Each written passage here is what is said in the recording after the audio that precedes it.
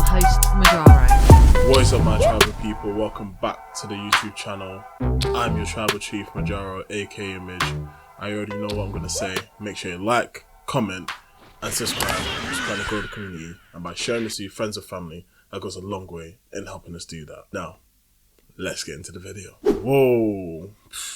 Let's just say, last week, hip-hop was in big trouble. For those who don't know, last week was the start of the highly anticipated P. Diddy trial. The trial of the century. The trial of the diddler. The people versus Sean Diddy Combs. Where do I start? Open arguments were basically the prosecution saying P. Diddy had all the wealth, power, influence, means, and minions to orchestrate a criminal enterprise, whether it was sex slaves, essentially, drug dealing, prostitution, arson, violence, intimidation, domestics, everything you could possibly imagine. He was the head honcho of it all. Nothing happened without his say-so and authorization, and here's how we're going to prove it. And the defense of P. Diddy were basically saying, yeah, we're not going to deny he's a not great man. He does engage in violence and has some freaky frog tendencies, but that does not constitute a criminal enterprise. And here's how we're going to defend our client. That's where opening statements basically had it. And the first 2 days, the second and third day was all Cassie Ventura. And the reason they brought the star witness out first is because she was 8 months pregnant. Like, she is about to give birth. So they had to get her on the stand as soon as possible so that, she can have a baby in peace and don't have to worry about this hanging over her, or God forbid her falling under labour during the trial or during a hearing or testimony. Basically, Cassie broke it all down from her point of view. She started off by saying how she met him through the agency for modelling,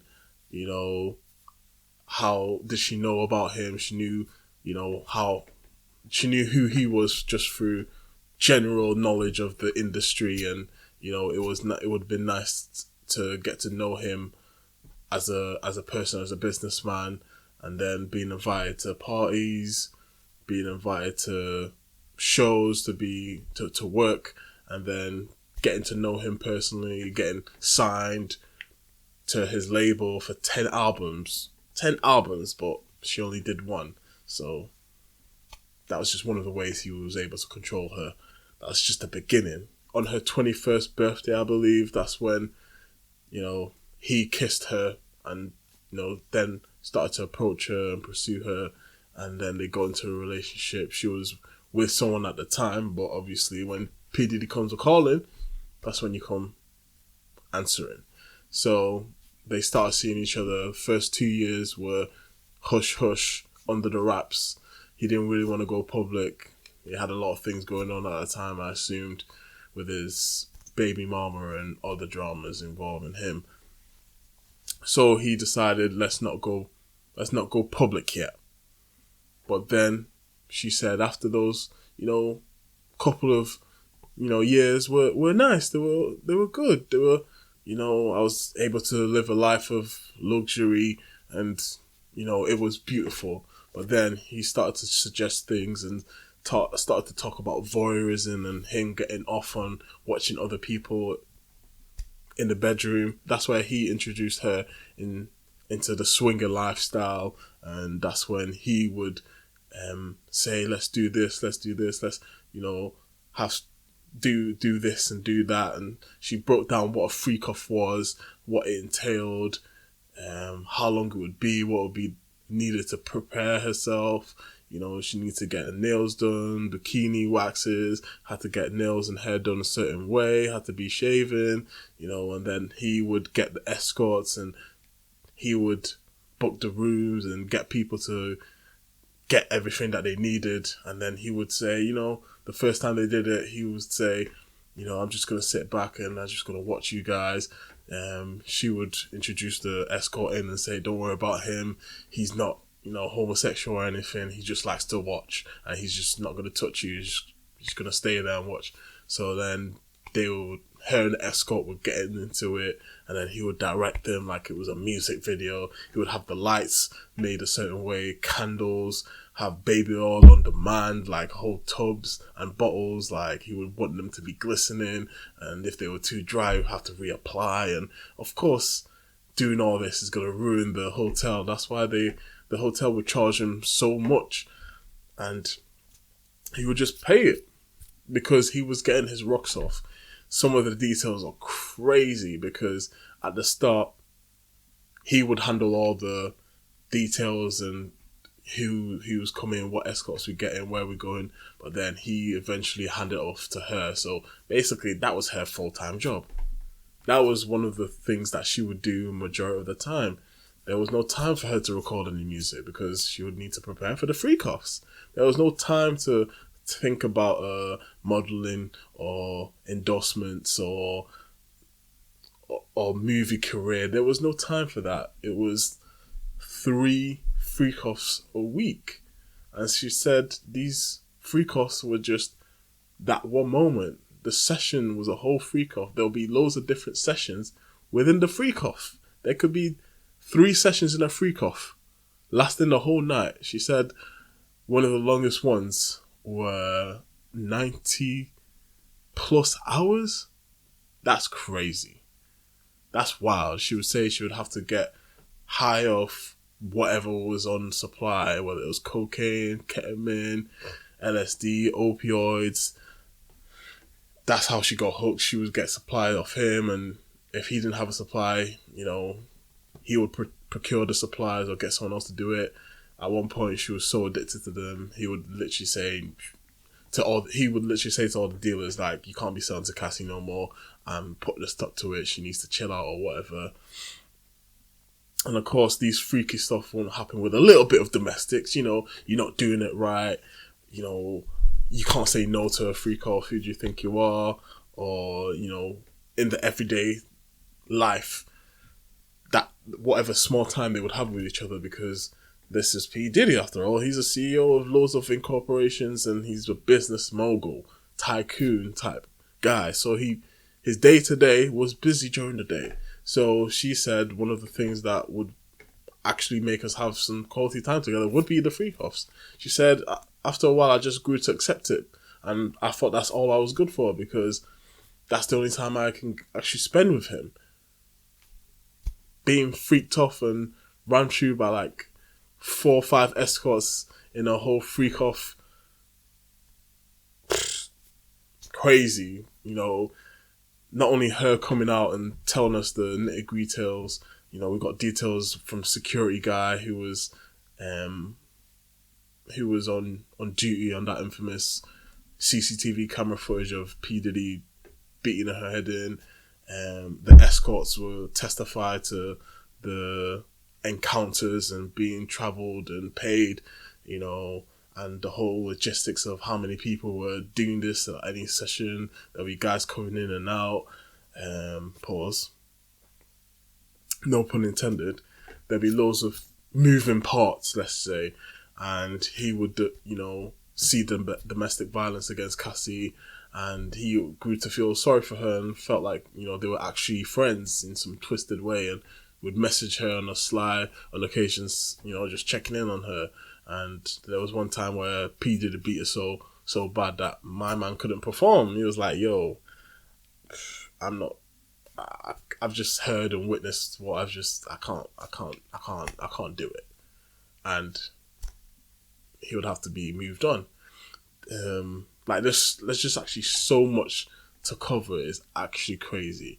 The details, I'm pretty sure you've seen a lot of the details, so I don't need to repeat them, because they are wild. Even his children, his daughters, had to leave the courtroom when they started to get into the details of certain things. It was just like, this guy was into some freaky stuff, and allegedly his parents were also into that type of stuff. That's why it's in the family, if you will.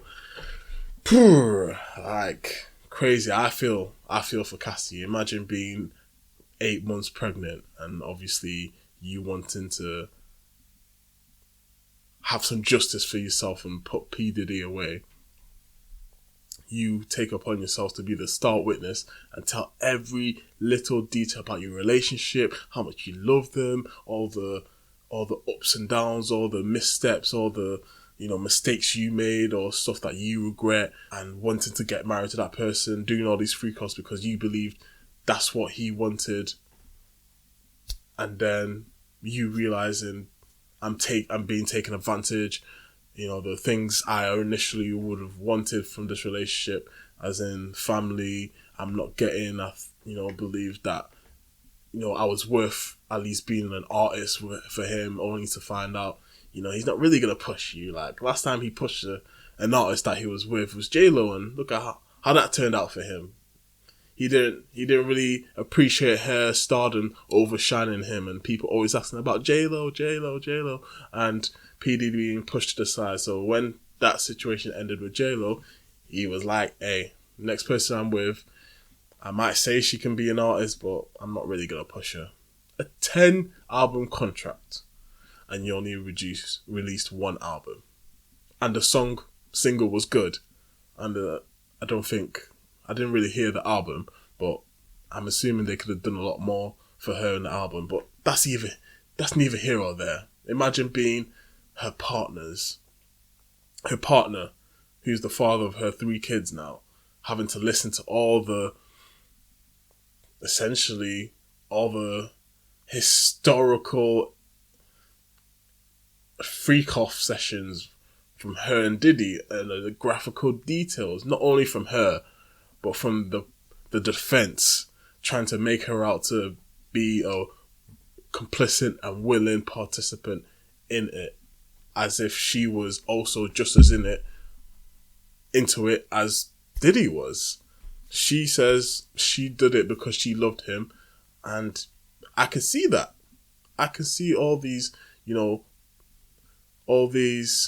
coercive power, all this authority that P. Diddy have, not only over her, but other people, assistants, bodyguards, always knowing where you were, paying for your apartments, dropping out at any time. This man had full-on surveillance on her and locations on her. Anytime he wanted, he could come through. He could beat her and do whatever he wanted and say, you're going to this freak off, whether you like it. You're coming to Marbella, you're coming to Magaluf, you're coming to Turks and Caicos, and you're going to be in this 10-day freak off.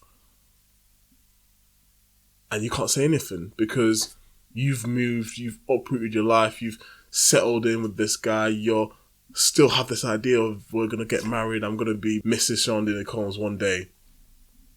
And then you realizing, I'm just being used and abused, and this is traumatic, always having to be high, all this stuff, all this trauma, and you just feel bad. You just feel your heart goes out, because that is sad, really sad. It was depressing. I couldn't listen to the updates every single day because that shit was bad. The prosecution made a very good case as to how he was the authority, how he had underlings, how he had minions, and how he had people who would do the dirty work for him. Cassie was one of them at a certain stage. Then there were bodyguards, then the assistants, head of staff. They were all in on it. But the defense are going to downplay other people's involvements. They're going to downplay the organizational elements of it, as in having, this person's in charge of this person's in charge of procuring the drugs, this person's in charge of, paying off, CCTV camera operatives, or paying off security guards, or paying off the hotels for damage, and this person's for cease and desist, and using his own authorities to scare people, and the threat of violence and threat of their own careers being ruined because P. Diddy said to people who witnessed a lot of the stuff, from where I come from, snitches get stitches, essentially, and people go missing for ratting. That's how he ruled, with fear and violence. When you're in a criminal organization, there's other criminal organizations, and if your ops run up on you, or you run up on your ops, that's massive profits in for you. And there was a story where, this head of security, or one of his security guards, came in while they were having a freak off, saying, "Yo, Suge Knight's in such and such diner." My man got up, got the strap, got dressed and said, "Yo, we out." Literally, Cassie was like, "I hope you guys are okay. Make sure you don't do anything stupid." And it was like she wasn't even in a room. They were just doing their own thing. Like, personally, I could not listen to the details and think, Cassie, you're complicit. Listening to the defense trying to, prop her up as an equal conspirator in this organization, trying to implicate her in this whole thing like she was his right-hand woman, like they were Bonnie and Clyde. Like, if you're one of those people on the internet trying to victim blame Cassie and say, "Oh, you were there for 10 years. She definitely wanted to get money out of it. She definitely loved the lifestyle. That's why she stayed." You got to take accountability. Like, if someone was peeing on me and, making me do sexual stuff that I didn't want to do, I wouldn't stand there. I could take it one time, but after that, I'm done. Especially if I'm not able to live a life. But these people are talking from a place of privilege. They haven't invested their heart, their soul, their time, energy, moving, uprooting their own families to stay with this person who promised you everything. "I love you. You're my baby.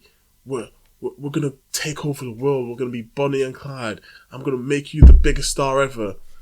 And to anyone who's in a loving relationship, that's what you have to realize. It was a relationship. They'll be like, "Oh, this person really loves me that much that they're willing to put all their resources and help me be the best version of myself. I love him for that. And I want to help him. I want to love him and take care of him and be his piece and be whatever he needs me to be." So if he wants me to be a sex slave to him and for him to get off on his sexual freaky frog activities on me, I'm going to do it because he loves me so much to help me. I'm going to love him back to get whatever he wants. Some people just don't think or try and have some empathy and put themselves in that situation and be like, I've given you 10 years of my life. And then finally coming to the realization, yo, I'm a victim here. Just the fact that you've been physically abused, beaten, not even to think mentally abused. I don't know how you can sit there and be like, yo, she's complicit and she needs to take accountability.